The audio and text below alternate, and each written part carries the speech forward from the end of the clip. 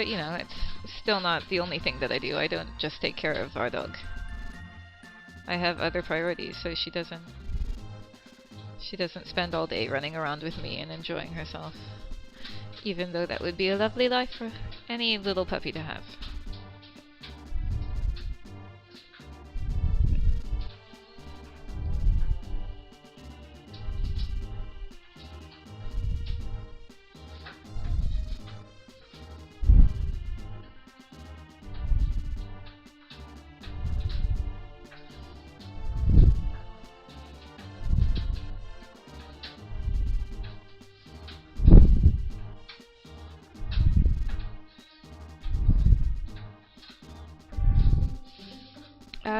One of my art friends linked me a video that was talking about intuitive versus, I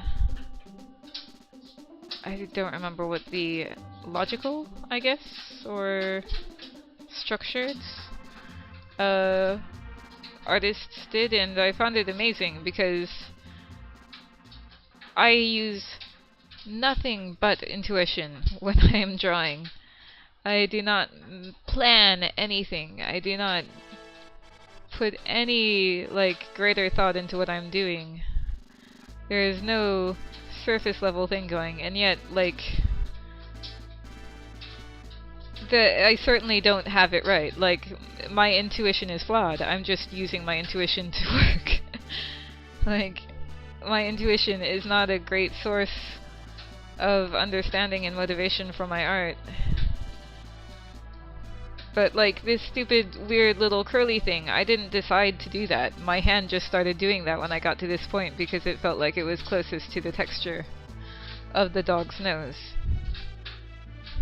Whereas before I was using straight lines and certain patterns because intuitively I just felt like that was closer to the pattern of the dog's hair. And when you have that sort of thing going on with your hands, you just feel nothing but oh shit, oh shit, oh shit about what you're doing. You're just like, oh fuck, is this gonna turn out right? It's just intensely like, I don't know, oh shit, oh shit, oh shit, is my hand doing the right thing? Oh god, I hope, sort of thing. So, this starts out as fur, but it quickly becomes the weird pattern part, and then kind of segs back into fur near the mouth.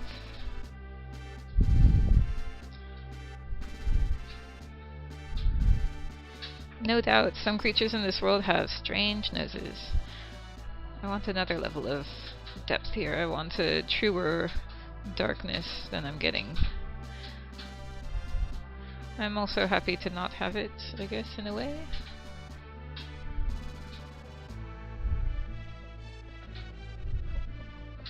What is... oh yeah, second instance. I think it's probably Yoko Shimomura. She's done quite a lot of these. I say she. Yoko is a common female name, but maybe Yoko Shimomura is not a lady.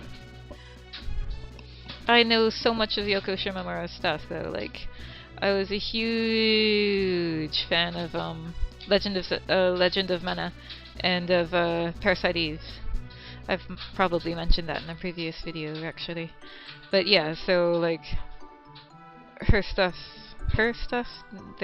has really resonated with me for a long time. And to me, is really the sound of a video game is Yoko Shimomura. Like, to the point where it almost just feels like when I'm listening to Yoko Shimomura, I'm just listening to a video game, whether or not I recognize it or not. It depends, though. Like, I think Yoko Shimomura might have done parts of Final Fantasy XII. I'll have to check that again, but, like, certainly Final Fantasy XII sounded very little like Seiken Densetsu, for example. Seiken Densetsu 3. But there's still a bit of that sense there. What I hate the most about heavily realistic pictures is that you can spend ages detailing something and then you'll just look up and there will be something that ruins everything. Like, it just becomes like, why did you even bother this? Why did you even bother to draw this? This is just a horrible picture. And it's like you can do 90% of it right, and then if that one thing is off, there's no point to you having done it. It will just look like shit to everyone who looks at it. At least that's how it feels to me. I'm frequently overly negative about how my art tends to go, but that's how it feels to me, and it's almost often confirmed when showing it to outsiders. Like, if there is that sort of detail that's just ruined the picture, then I'll get a, oh, nice, and then nothing else. Whereas, like, if that detail isn't there, then it's like, oh wow, this is so gorgeous! Wow, you did such a great job! And it's like, it's so sad, because maybe overall the composition won't be as nice as the one that had that one detail that was really crap. But because it doesn't have that, like, achingly wrong detail in it, then people are able to more focus on, like, the good parts of the picture. Whereas when the bad detail is there, people are just like, oh yeah, right, why would you do that? And yeah, like, lately it's been my effort to correct those, but when it's a very realistic picture, I'm just destroying so much work that it doesn't become worth it to me. It doesn't become worth it to do that, and I think that's why it is so intensely important to make sure that you get down the basics before you do the rest of things. Okay, I'm going to save because I don't think I've saved this entire time. And I don't know why I'm putting this much effort into it. I'm just tired of being moderately dissatisfied with my recent attempts at pictures.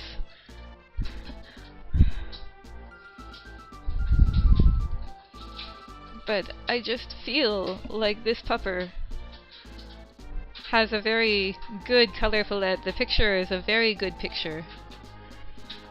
Ah. Yeah, that sucks. So this part goes up into this part. There's too much space between them.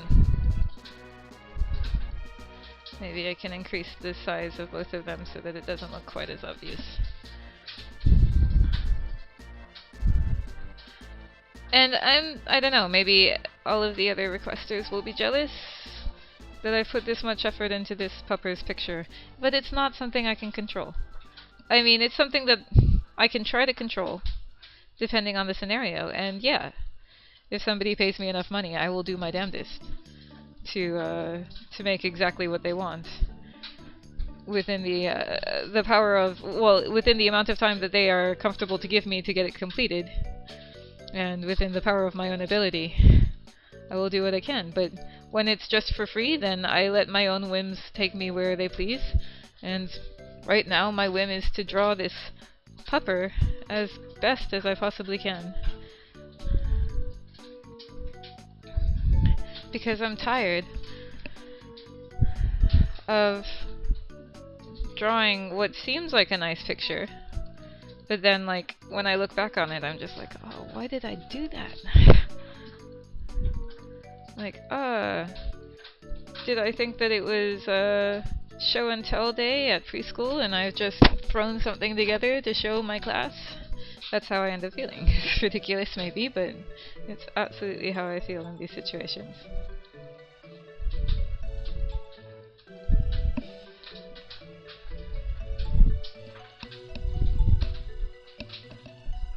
And it's not immediate. Like, often, if I stop on a picture, it's because I can see some merit in it, and I can see some worth in it, and I'm like, okay, that's pretty good, I'll upload that for people. But if I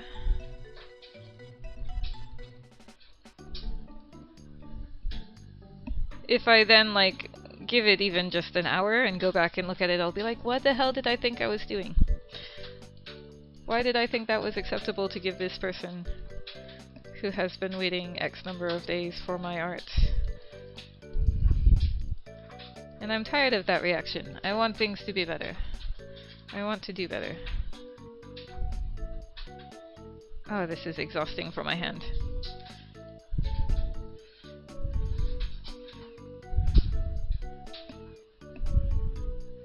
And there will be no extra credit. I won't suddenly get people going, Yeah, you made your hand exhausted for doing this. You're the best. No, that's ridiculous. Obviously nobody's going to give a shit. It's my own pain is for me to manage, and I shouldn't expect extra accolades because I put myself through more pain to do something that I thought was nice for somebody.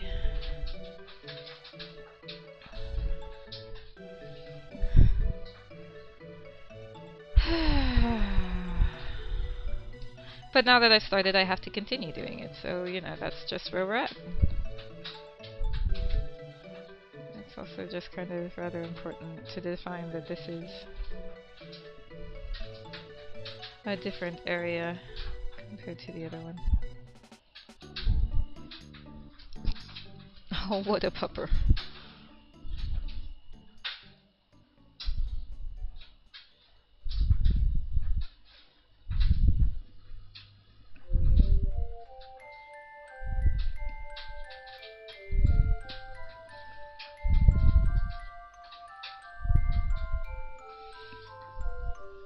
Part of the reason why I've not focused on photorealism in general so far is, one, because vector artists tend to do photorealism very well, possibly because they're just using the original photo as an underlay and then blocking out more simple colors, but, you know, also because, like, if something is too much like the original, then you just go, yep, that looks great, and that looks like the original. You don't really, like, take the extra time to go, oh, wow, look at how the color plays off of that, and wow, yeah.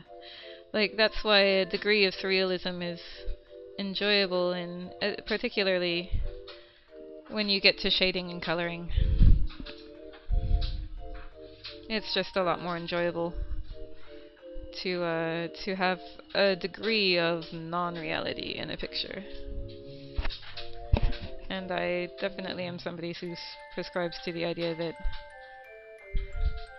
that while being able to do something exactly the way it should be done is nice, there's a lot more to art than just accurately conveying the source material, particularly when you're drawing from reference.